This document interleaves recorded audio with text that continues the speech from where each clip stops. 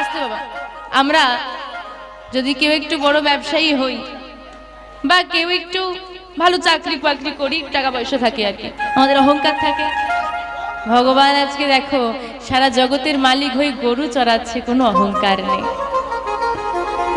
আচ্ছা, আমরা মূর্খ মা, আমরা যার নিয়ে আমার তাকেই দেখাই, যার নিয়ে হয়েছি তাকেই দেখাই। হে দয়াময়, আমার ছেলে চাকরিটা করে দাও, তোমাকে 50 কেজি বাতাসা হরি লুটে দেব, বলি না?